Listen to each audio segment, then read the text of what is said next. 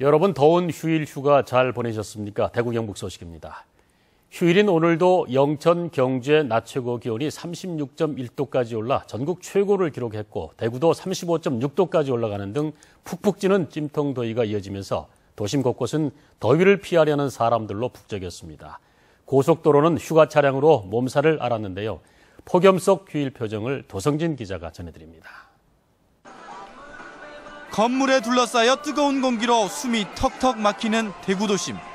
뜨거운 햇빛을 피하려 양산에 선글라스, 부채를 동원해보고 아이스크림에 시원한 음료를 먹어보지만 더위는 좀처럼 가시질 않습니다.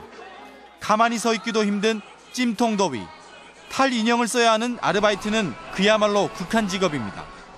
12시부터 하고 있는데 지금 체감 온도가 거의 한 40도는 넘어간 것 같습니다. 지금 저 말고도 다른 지금 인형 알바하고 계시는 분들이 있는데 많이 힘들 내셔가지고 잘하셨으면 좋겠습니다.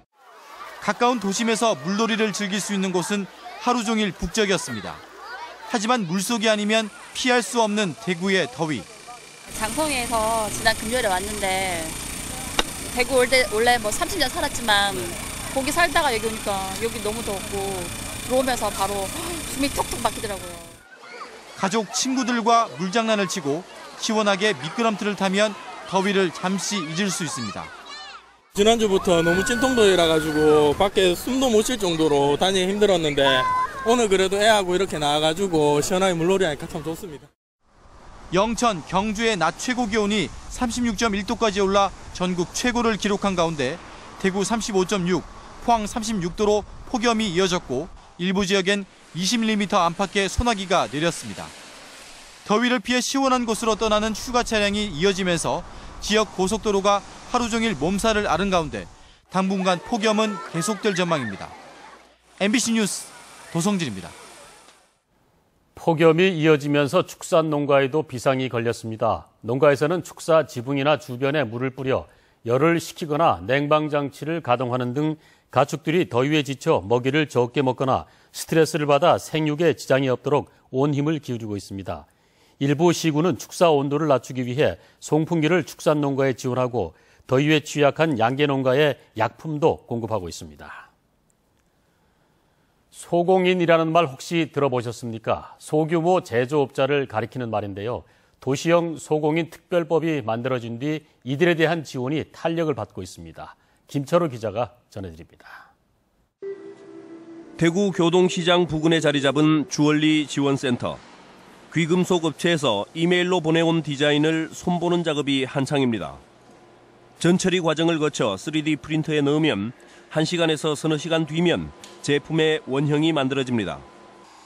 이렇게 만들어진 원형을 바탕으로 업체에서는 틀을 만들고 주조 과정을 거쳐서 완제품을 만들어냅니다. 예전에 서울 쪽 보낼 때는 시간도 3일에서 한 일주일씩 걸리고 했는데 요즘은 타운이 옆에 있어요. 빠르면 하루면 제가 원하는 게 딱 놓을 수 있기 때문에 너무 좋습니다. 무엇보다 바로 인근에 있다 보니 수정 작업이 빠르게 이루어지는 데다 경비도 3분의 1로 줄어 업체로서는 큰 도움이 된다고 합니다. 아무래도 소공인 하면은 상당히 어렵습니다. 10인 미만의 한두 분이서 제조 공정을 하신다는 건 상당히 어려운 부분이었는데 그나마 그 법이 통과돼 가지고 저희들이 다양하게 이런 장비뿐만 아니라 마케팅도 교육도 다 지원할 수 있어 가지고 주얼리 세계시장에서는 몇 년 전에 이미 일반화된 공정과 시스템이 대구에서는 이제야 시작이 되면서 성과를 내고는 있지만 아직까지는 지원 규모가 작아 최신 장비를 제대로 갖추지는 못하고 있습니다.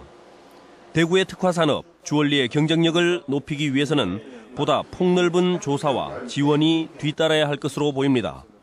MBC 뉴스 김철우입니다.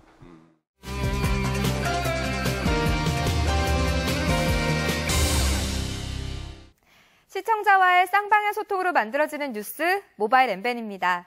갑자기 고3 학생이 다가와 힘들다며 한 번만 안아달라고 한다면 여러분은 어떻게 하실 건가요? 몰래카메라 형식으로 제작된 한 실험 영상이 MBN에 올라왔는데요. 영상 속 교복을 입은 여학생은 고3인데 너무 힘들어요 라고 말하며 사람들에게 포옹을 요구합니다. 이에 사람들은 당황스러운 모습을 보였지만 이내 친구처럼 동생처럼 딸처럼 진심을 다해 안아주는 모습이 감동과 훈훈함을 줬습니다. 어느덧 수능을 100일 남짓 앞두고 있는데요. 주변에 수험생 자녀가 있다면 진심을 담은 따뜻한 말 한마디와 포옹 한번 해주시는 건 어떨까요? 동부정류장 앞 화랑로를 보면 중앙분리대 주변마다 담배꽁초와 쓰레기가 오랜 기간 치워지지 않고 있다는 제보가 올라왔습니다. 이곳 화랑로는 수성구와 동구를 구분하는 경계로 유독 이 중앙분리대 부근에만 이렇게 담배꽁초가 수북히 쌓여 있습니다. 수성구랑 우리 동구랑 그 경계되는 도로라서 길 중간에 이제 그 어떤 그 담당 구역에 경계가 됩니다. 그죠? 그쪽에 합동 작업을 하든지 해야 될 것 같은데요. 강한 자외선과 뜨거운 햇볕으로 인해 여름은 피부가 더 예민해지는 계절이죠. 무더위와 높아진 습도 등으로 지친 피부는 무엇보다 올바른 예방과 관리가 중요한데요. 자외선 수치가 높아지면서 특히 기미나 잡티 같은 색소성 질환이 발생할 수 있습니다. 그리고 온도가 높아지면서 모공이 넓어지고 피지 분비가 많아지면서 여드름 같은 또 염증성 질환도 심해질 수 있습니다. 본격적인 여름 휴가철을 앞두고 피서지에서 할 수 있는 피부 관리는 어떤 것들이 있을까요? 피부 온도를 좀 즉각적으로 낮춰주기 위해서 오이나 감자 같은 진정, 보습 효과가 있는 천연팩을 이용하시는 게 좋을 것 같고요. 좀 지친 피부 세안법을 간단하게 말씀드리자면 일단 자극 없이 그리고 꼼꼼하게 클렌징 해주시는 것이 좋으며 저자극성 보습제를 발라 충분히 보습을 유지하시는 게 좋을 것 같습니다. 간단하고 쉬운 습관으로 얼마든지 좋은 피부를 만들 수 있다고 하니까요. 평소에는 물론 휴가지에서도 여름철 피부 건강을 지켜보시기 바랍니다. 낮에는 폭염이 기승을 부리고 밤에는 어김없이 열대야 현상이 나타나면서 밤잠 설치는 분들 많으실 텐데요. 이번 주 미니 여론조사에서는 열대야로 인해 잠 못 이루는 밤, 나만의 가장 좋은 수면법에 대해 설문을 진행했습니다. 차가운 감촉으로 여름철 필수품으로 자리 잡아가고 있는 쿨매트와 냉방베개 등을 활용한다는 분들도 계셨지만 미지근한 물로 샤워하기가 압도적으로 많은 투표수를 기록했는데요. 숙면을 취하려면 찬물보다는 미지근한 물로 샤워를 하는 것이 좋고 자기 전 가벼운 스트레칭도 도움이 된다고 전문가들은 조언합니다. 또 열대야로 잠을 설쳤다면 가벼운 낮잠은 피로회복에도 도움이 된다고 하네요. 지금까지 모바일 엠벤 이시정이었습니다. 문경 세계군인체육대회 조직위원회는 북한이 지난 31일 국제군인스포츠위원회에 불참 의사를 통보했다고 밝혔습니다. 당초 북한의 참가 통보에 따라 국방부와 문경시는 6.25 전쟁 이후 최대 규모의 북한군이 한국 땅을 밟게 돼 세계의 관심이 집중될 것으로 기대했습니다. 조직위는 이달 말까지는 참가 신청을 받기 때문에 북한의 참가 여부를 좀 더 지켜볼 계획입니다.